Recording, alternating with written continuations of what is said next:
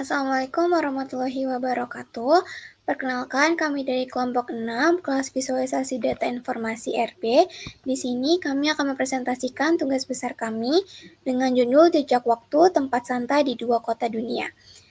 Sebelumnya, izinkan saya memperkenalkan diri terlebih dahulu. Saya Patricia Leandria Diajam Putri dengan NIM 122450050.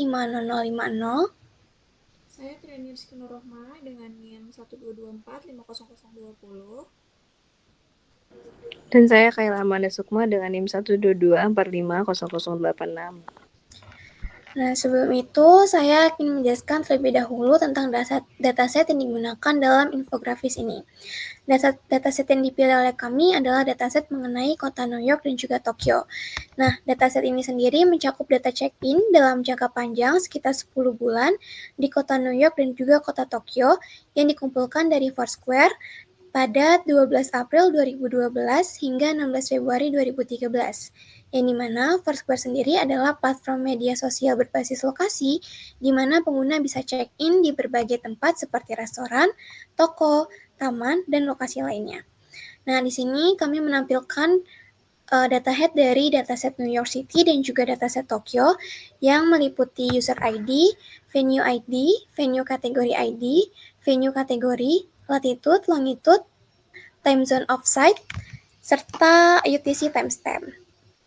Nah, di sini kami akan mempresentasikan tentang visualisasinya dengan pertanyaan analisis visualisasinya adalah apakah kategori tempat yang paling sering dikunjungi di Tokyo dan juga NYC mencerminkan perbedaan budaya dalam kebiasaan sosial dan gaya hidup? Yang kedua, bagaimana jumlah check-in di masing-masing kategori tempat di NYC dan juga Tokyo pada waktu tertentu?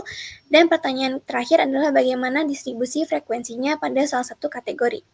Ide ceritanya diambil karena dengan meningkatnya popularitas konten kuliner dan budaya di media sosial, cerita ini bisa mengeksplorasi kategori tempat yang terkait dengan restoran, kafe, dan juga tempat hiburan.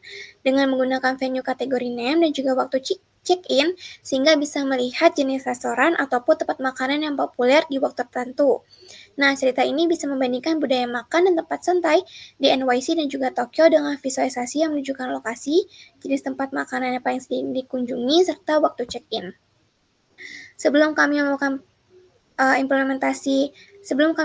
visualisasi, kami sebelumnya melakukan preprocessing dataset terlebih dahulu. Yang pertama ada import dataset, setelah itu kita melakukan filter kategori tempat relevan, lalu melakukan penghapusan kolom yang tidak diperlukan, setelah itu menambahkan kolom waktu check-in, dan menghapus outlier.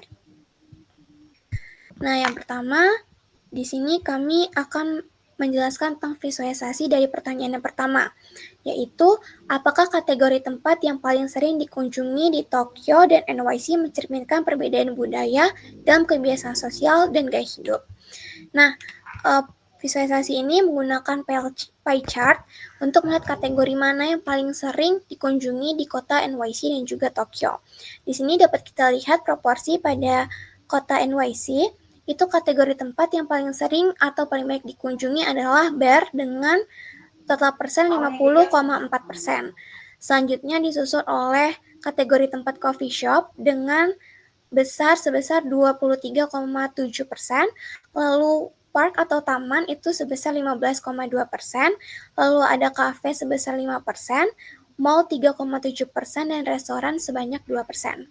Selanjutnya untuk proporsi check-in di kategori tempat pada kota Tokyo, paling banyak itu masih dipegang oleh kategori bar, yaitu sebanyak 27,9%, lalu disusul kategori mall yaitu 20,2%, lalu ada kategori cafe itu sebesar 16,8%, ada kategori coffee shop sebesar 16,2%, ada kategori park itu sebesar 13,5%, dan juga kategori restoran sebesar 5,5%.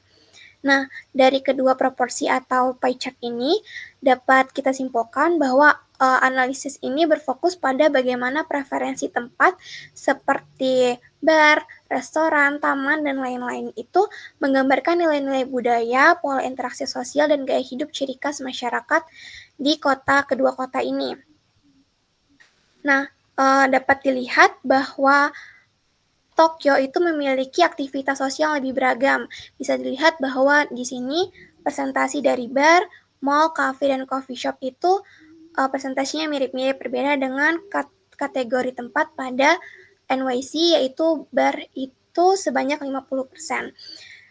Pola ini menggambarkan pendekatan lebih seimbang antara relaksasi, interaksi sosial, dan penghargaan terhadap ruang publik. Perbedaan ini mencerminkan nilai budaya yang mendasari kedua kota, seperti individualisme yang menonjol di NYC dan kolektivisme yang lebih seimbang di Tokyo, serta preferensi terhadap cara bersosialisasi yang sesuai dengan budaya masing-masing. Selanjutnya, visualisasi akan dijelaskan oleh rekan saya. Oke, saya menjelaskan tentang visualisasi yang kedua, yaitu untuk pertanyaan kedua, bagaimana sih jumlah check-in di masing-masing kategori tempat di New York City dan Tokyo pada waktu tertentu? Nah, pertanyaan ini bertujuan untuk menganalisis distribusi jumlah check-in berdasarkan kategori tempat seperti restoran, taman, dan juga museum. Nah, pada waktu tertentu di New York City dan Tokyo.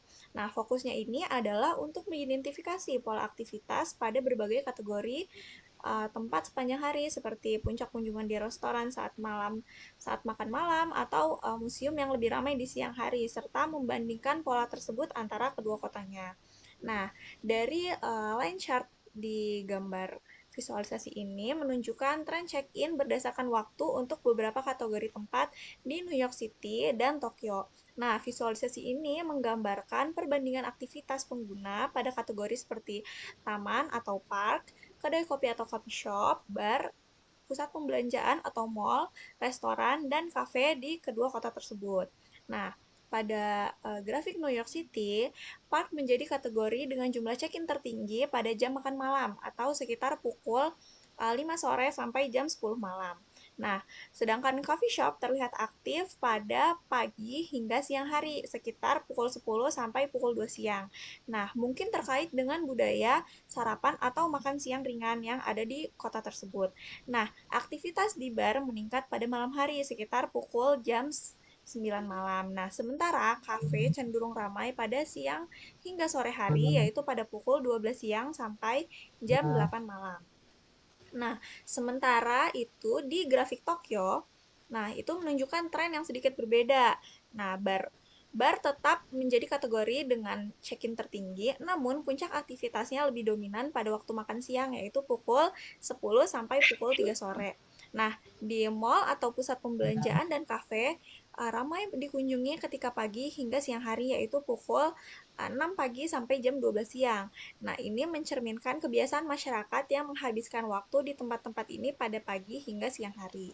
Nah, sedangkan di taman atau di park di kota Tokyo memiliki aktivitas tertinggi pada pagi hingga siang hari, yaitu sekitar pukul jam 9 sampai jam 12 siang. Nah, sedangkan di coffee shop sendiri menunjukkan peningkatan check-in yang stabil setelah pukul 9 malam hingga jam 10 pagi. Nah, secara keseluruhan, perbedaan ini mengindikasikan adanya varian pola aktivitas harian masyarakat di New York City dan Tokyo. Nah, di New York City memiliki pola yang lebih terpusat pada malam hari, terutama untuk restoran dan bar. Sedangkan di kota Tokyo cenderung memiliki puncak aktivitas di siang hari. Nah, hal ini dapat mencerminkan perbedaan gaya hidup, kebiasaan makan, dan budaya sosial antara kedua kota tersebut. Selanjutnya, akan dibacakan teman saya.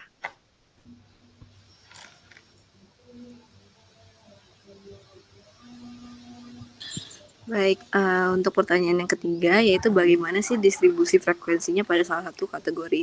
Ya, di mana pertanyaan ini nanti bertujuan untuk kita menganalisis distribusi frekuensi check-in di kategori tempat tertentu yang sudah ditentukan tadi untuk melihat apakah adakah pola yang berbeda antara kedua kota. Nah, di mana untuk distribusi kepadatan itu sendiri itu penting dalam sebuah visualisasi karena kita memberikan wawasan yang lebih mendalam tentang bagaimana pola, tantangan, dan juga peluang di kawasan tersebut. Nah, pada visualisasi ini kami memilih kategori bar seperti yang sudah dijelaskan pada pertanyaan sebelumnya. Ya, karena kategori bar ini dipilih karena merupakan tempat yang sering menjadi lokasi yang populer untuk aktivitas relaksasi dan juga sosial, terutama di lingkungan perkotaan.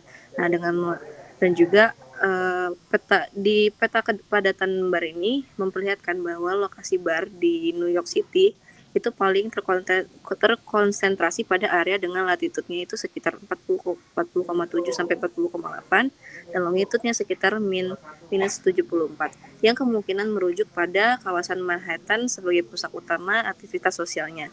Nah, sebaliknya untuk di Tokyo, kepadatan barnya ini lebih menyebar di beberapa area dengan titik konsentrasi tertingginya itu berada di pada latitude sekitar 35,65 sampai 35,7 dan longitudenya itu sekitar 139,7 yang mengindikasikan bahwa kawasan populer itu seperti Shibuya ataupun Shinjuku.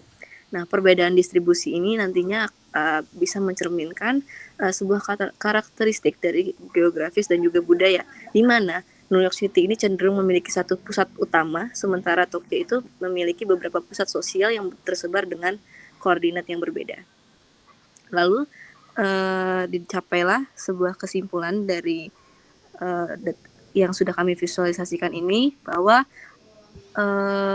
kita membandingkan kebiasaan sosial di New York City dan juga Tokyo melalui data check-in Foursquare, di mana hasilnya ini menunjukkan bahwa kunjungan itu lebih banyak pada kategori bar, sementara di Tokyo kunjungannya itu bisa lebih merata kepada kategori yang lain, yaitu ada bar, taman, kafe, dan juga coffee shop. Dan juga aktivitas di New York City itu cenderung terpusat di waktu tertentu, seperti di malam hari kalau di bar. Nah, sementara kalau di Tokyo itu dia lebih merata di sepanjang harinya.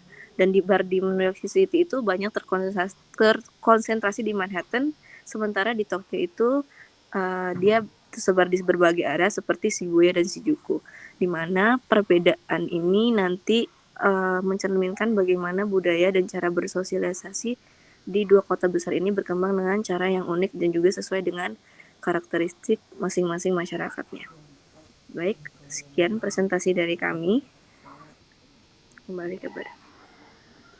Sekian presentasi dari kelompok kami. Mohon maaf bila ada kesalahan. Semoga bermanfaat. Terima kasih.